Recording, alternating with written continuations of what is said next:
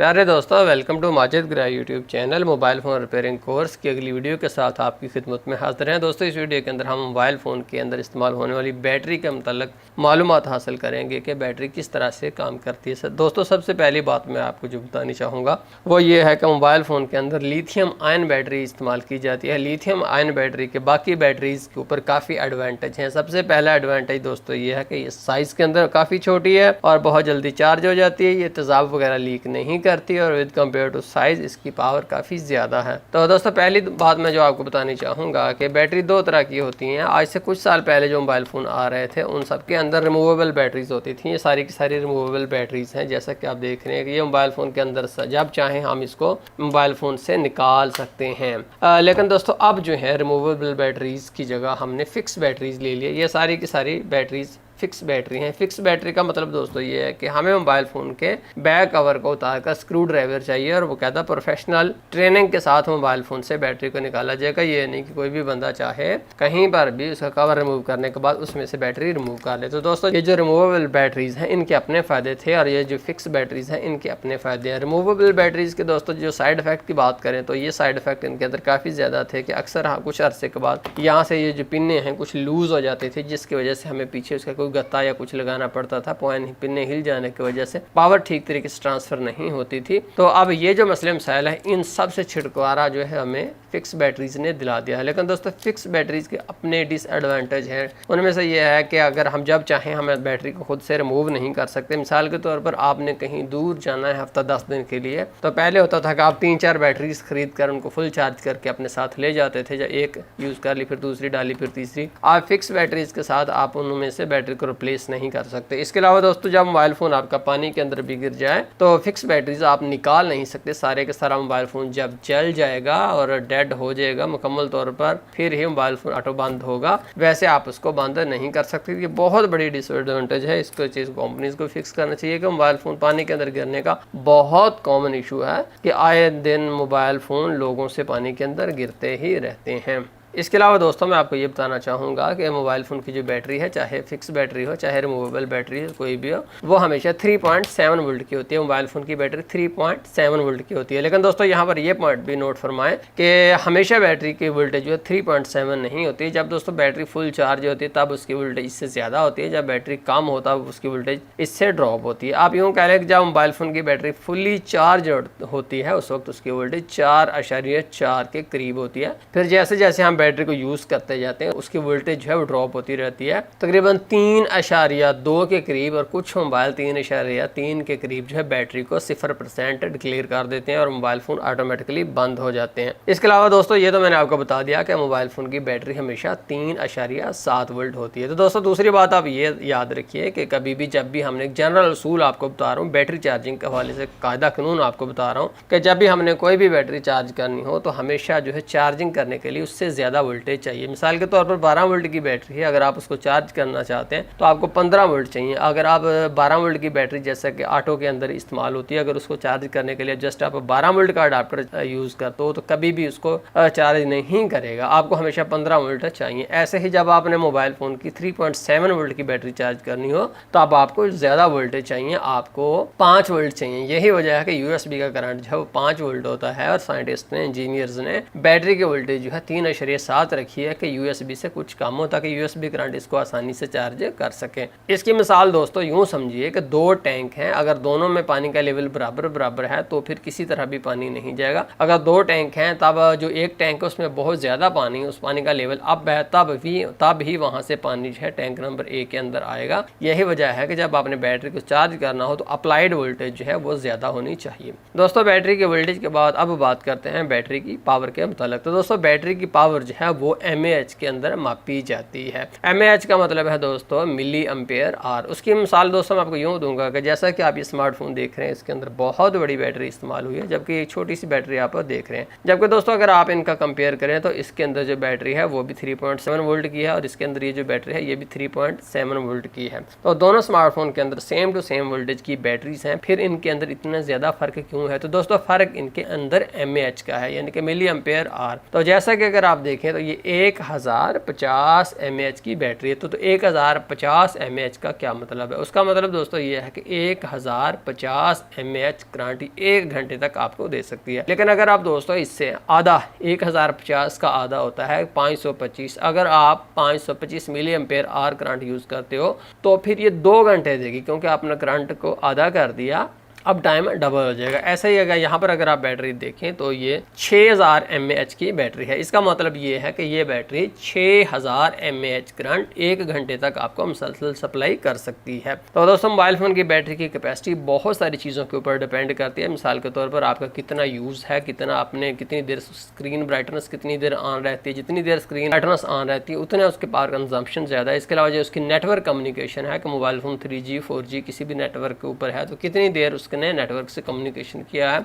उसका प्रोसेसर कितनी देर ऑन रहा है, ये सारी चीज़ें मिलकर जो हैं वो बैटरी की पावर को यूज़ करती हैं। इसलिए इसको हतमी तौर पर हम ये नहीं कह सकते कि यार ये बैटरी इस चीज़ पर डिपेंड करती है, क्योंकि बहुत सारे फैक्टर्स हैं। लेकिन मैं कोई जनरल सा आपको एक उसूल बताऊं कि बैटरी हमें कब तब्दील करनी चाहिए। मिसाल के तौर पर ये बैटरी है, कितना अरसा मैं यूज़ करके 1 साल 2 साल 3 साल मैं इसको यूज़ करके चेंज करूंगा। तो दोस्तों मैं इस हवाले से आपको बताना चाहूँगा कि इसका कोई टाइम लिमिट नहीं है। हो सकता है कि एक बंदे की बैटरी 5 साल के बाद भी बहुत अच्छी कंडीशन में हो, जबकि कुछ लोगों की बैटरी 1 साल के बाद ही बेकार हो जाए। जनरल सा आप ये उसूल याद रखिए कि जब बैटरी जो है हमारे काम की ना हो, हमारा काम बैटरी से ना चल रहा हो, मिसाल के तौर पर बैटरी 1 दिन भी नहीं निकालती, तो ऐसी सूरत में ज़ाहिर है कि 1 दिन तो बैटरी को ज़रूर निकालना चाहिए। अगर कोई बैटरी 1 दिन निकाल दिया है तो फिर हम आसानी से मैनेजमेंट कर सकते हैं, क्योंकि रात को तो हमें किसी न किसी स्टेशन के ऊपर रेस्ट करनी ही होती है, हम उसको वहाँ पर चार्ज कर सकते हैं, तो ऐसी सूरत में कोई प्रॉब्लम नहीं है। लेकिन अगर बैटरी 1 दिन भी नहीं निकालती, सुबह से दोपहर या दोपहर से चार्ज शाम को बंद हो जाती है, तो ऐसी सूरत में हमें बैटरी को रिप्लेस करने की ज़रूरत होती है। इसके अलावा दोस्तों मैं आपको ये बताना चाहूँगा कि बैटरी के लॉन्ग लाइफ के लिए क्या टिप्स हैं। जो लिथियम आयन बैटरी, इसके दो हवाले से दोस्तों मैं आपको ये बताना चाहूँगा कि लिथियम आयन बैटरी को हमें हमेशा कोशिश करनी चाहिए कि चार्ज हालत में रखें। कुछ लोगों की आदत होती है कि वो बैटरी को यूज़ करते रहते जब 0% हो जाती है, मोबाइल फ़ोन बंद हो जाता है, तब वो उसको दोबारा चार्ज पर लगाते हैं। ये बहुत बुरी बात है, इससे बैटरी का लाइफ टाइम भी कम होता है और हो सकता है कि आपकी एंड्रॉइड की बैटरी मुकम्मल तौर पर डेड हो जाए। दोस्तों हमेशा याद रखिए जब आपकी बैटरी 50% से नीचे आती है तब उसको दोबारा चार्ज के ऊपर लगा लेना चाहिए और उसको फिर फुल चार्ज कर लेना चाहिए। अगरचे आप उसको पार्शल चार्ज मिसाल के तौर पर 70-80% पर उतार भी लेते हो तो उससे बैटरी को कोई नुकसान नहीं होता। लेकिन मैं आपको एक पॉइंट बताता हूँ यहाँ पर दोस्तों, आपने बैटरी को कभी भी 20% से नीचे नहीं आने देना। बैटरी को हमेशा 20% से ऊपर ही रखना है। मिसाल के तौर पर आप यूँ समझिए कि जब आपके मोबाइल फ़ोन की बैटरी 20% से नीचे आ जाती है तब आप समझ लीजिए कि आप खतरे के। तो कुछ लोग ऐसे होते हैं कि उनका जब वो बैटरी को यूज़ करते रहते हैं, बैटरी 0% हो जाती है, मोबाइल फ़ोन बंद हो जाता है, उसके बाद आप उसको चार्ज के ऊपर लगाओगे तो भी मोबाइल फ़ोन बाज़ का ऑन नहीं होता। आप जितनी मर्जी 2 घंटे 3 घंटे भी उसको चार्ज पर लगाते हैं तो बैटरी आपकी ऑन नहीं होती। उसकी वजह दोस्तों ये होती है कि हमारी बैटरी जो है डेड हो चुकी होती है। ऐसी सूरत में हमें मोबाइल फ़ोन को खोलकर बैटरी को बाहर निकाल कर उसको एक्सटर्नल सोर्सेज से चार्ज करना पड़ता है, तब उसको मोबाइल फ़ोन के अंदर हम डालेंगे तो वो बैटरी चार्ज होगी। अदरवाइज़ आप उसको 20 दिन भी मोबाइल फ़ोन को साथ लगाई रखें तो बैटरी चार्ज नहीं होगी। इस चीज़ से बचने के लिए, इस परेशानी से बचने के लिए, इसीलिए तो आपको कह रहा हूँ कि अभी भी आपने अपनी बैटरी को 20% से नीचे नहीं आने देना। तो दोस्तों ये थी बैटरी की टिपिकल इन्फॉर्मेशन जो कि मैंने बैटरी के बारे में आपको देनी चाह रहा था। इसके अलावा दूसरी बात दोस्तों मैं आपको जो बताना चाहता हूँ कि अगर आपकी बैटरी फूल जाए, मिसाल के तौर पर जैसा कि अगर आप देखें तो ये बैटरी फूली हुई नहीं है, आप देखें तो बिल्कुल स्मार्ट सी है। इसके बरक्स अगर आप ये बैटरी को देखें तो यहाँ से इसका पेड़ बाहर को फूला हुआ है। ऐसी बैटरी जो फूल गई है तब वो बैटरी जो है वो चेंज की जाएगी। मैंने नहीं देखा आज तक कि कोई बैटरी फूली हुई हो और उसकी टाइमिंग बिल्कुल ठीक हो। फूली हुई बैटरी की आमतौर पर टाइमिंग बहुत कम होती है। फूलने की इसी वजूहत दोस्तों 2 तरह की होती हैं। एक तो इसके अंदर जो गैसिंग हो जाती है जब हम इसको ओवर चार्ज करते हैं, अक्सर बैटरी ओवर चार्ज की वजह से या बाज़ इसको फुली डिस्चार्ज करके और फिर डिस्चार्ज हालत में ही रख देने की वजह से इसके अंदर गैसिंग हो जाती है, जिसकी वजह से हवा से बैटरी फूल जाती है। बाज़ इसका सेल जो है वो भी फूल जाता है, तो इसलिए जो बैटरी फूल गई हो हमने उसको चेंज करना है। इसके अलावा दोस्तों अगर मैं छोटी सी आपको एहतियाती तदाबीर भी देनी चाहूँगा कि बैटरी जब आप बैटरी को हैंडल कर रहे हो तो बैटरी एक छोटा सा बम होता है, इससे आपको ख़ास तौर पर मुहतात रहना है। कभी भी बैटरी को आपने किसी नोकदार चीज़ से नहीं मारना। मिसाल के तौर पर अगर ये बैटरी है, मैं इसको कोई नोकदार चीज़, कोई सुई, कोई पिन मार देता हूँ तो इससे क्या होगा, इसका जो अंदरूनी सेल है वो शॉर्ट सर्किट हो जाएगा। शॉर्ट सर्किट की वजह से ये बैटरी फूल जाएगी, फट जाएगी, कोई नुकसान कर देगी, आग भी पकड़ सकते हैं। तो इसलिए बैटरी को हैंडल करते हुए बी केयरफुल, क्योंकि हमारी ज़िंदगी सबसे कीमती है। तो आइए अब दोस्तों इसके बाद हम बैटरी के मतलब कुछ इन्फॉर्मेशन और मज़ीद लेते हैं कि बैटरी के अंदर एक्चुअली क्या चीज़ें होती हैं। जैसा कि अगर आप दोस्तों देखें तो ये मेरे पास एक बैटरी है, मैं इसकी कवरिंग उतार कर इसकी अंदरूनी चीज़ें आपको दिखाता हूँ। दोस्तों इस बैटरी से मैंने टेप रिमूव कर दी है। अगर हम इसके यहाँ पर सीधा करके इस सर्किट को देखें तो दोस्तों आमतौर पर जो अब बैटरीज आ रही हैं इनके आगे एक कनेक्टर लगा हुआ होता है। जैसा कि अगर आप देखें तो ये इसका कनेक्टर है। ये कनेक्टर जो है मोबाइल फ़ोन के पीसीबी के ऊपर लगेगा, जिससे मोबाइल फ़ोन को पावर सप्लाई की जाएगी। और बैटरी के ऊपर अगर आप देखें तो दोस्तों हमेशा बैटरी के ऊपर एक पॉजिटिव और एक नेगेटिव पॉइंट होता है। ये पॉजिटिव के ऊपर पॉजिटिव लिखा हुआ, बी पॉजिटिव और बी नेगेटिव, यानी कि बैटरी का पॉजिटिव और बैटरी का नेगेटिव। तो दोस्तों यहाँ पर और अगर देखें तो आईसी वगैरह लगे हुए, रजिस्टर कैपेसिटर, पूरा इसके ऊपर सर्किट लगा हुआ है, पूरी किट लगी हुई है। तो दोस्तों ये किट जो है किस लिए है, तो दोस्तों इस किट के कुछ मकासद हैं वो मैं आपको बता देता हूँ। आमतौर पर ये जो किट लगी होती है इसके अंदर दो तरह के सेंसर्स होते हैं। पहले नंबर पर ये इसके अंदर टेम्परेचर सेंसर होता है कि वो बैटरी को चेक करता है कि बैटरी का टेम्परेचर कितना है। अगर खुदा न खास्ता बैटरी का टेम्परेचर जो है वो सेफ हद से ऊपर गुजर रहा है तब वो जो है ये पावर डिस्कनेक्ट कर देंगे आईसी, जिससे ब्लास्ट का खतरा टल जाएगा। इसके अलावा दोस्तों दूसरा इसका जो है बैटरी इंफॉर्मेशन भी इसके अंदर होती है। मिसाल के तौर पर जब हमने मोबाइल फ़ोन को बताना हो कि ये बैटरी जेन्युइन है, इसका फलां सीरियल नंबर है, ये फलां कंपनी की है, तो वो इन्फॉर्मेशन भी इन आईसीज के अंदर होती हैं। इसलिए यहाँ पर अगर आप देखें तो इसके एंड के ऊपर तो सिर्फ 2 पॉइंट नहीं बल्कि यहाँ पर 2 से ज़्यादा 3 या 4 तक भी पॉइंट होते हैं, जो कि इसी मकसद के लिए 2 होते हैं, टेम्परेचर सेंसर और बैटरी इंफॉर्मेशन के लिए। तो इसलिए ये सर्किट यहाँ पर इस्तेमाल होता है। इसके अलावा दोस्तों अब हम ये चेक करते हैं कि अगर बैटरी हमारी ख़राब है या ठीक है तो उसको हम किस तरह से चेक कर सकते हैं। मिसाल के तौर पर एक बैटरी आपके पास आई है तो हम किस तरह से चेक कर सकते हैं बैटरी ठीक है या ख़राब है। ये बैटरी फूली है, मैं इस पर टेस्टिंग नहीं करूँगा। मैं यहाँ पर एक बिल्कुल नई बैटरी लेता हूँ और इसकी मैं किट निकाल कर आपको तजर्बा करके दिखाता हूँ।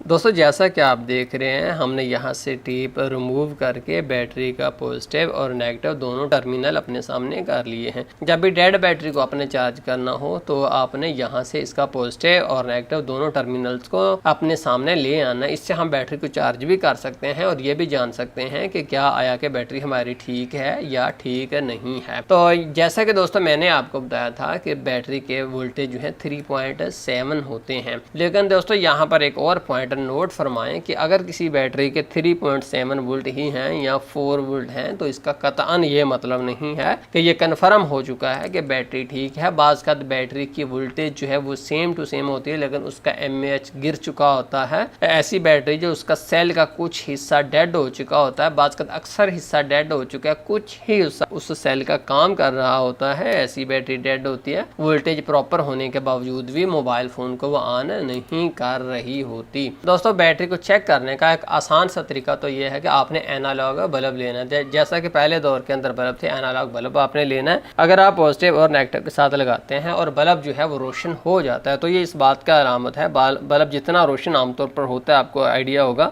कि बल्ब यार इतना रोशन होता है आमतौर पर, अगर उतना ही रोशन होता है तो इसका मतलब है कि हमारी बैटरी 100% वर्किंग हालत में है। या उसका दूसरा तरीका मैं आपको बता देता हूँ, उससे आप अपना बैटरी को चेक भी कर सकते हैं बैटरी ठीक है या ख़राब है, और इसके अलावा बैटरी को चार्ज भी कर सकते हो।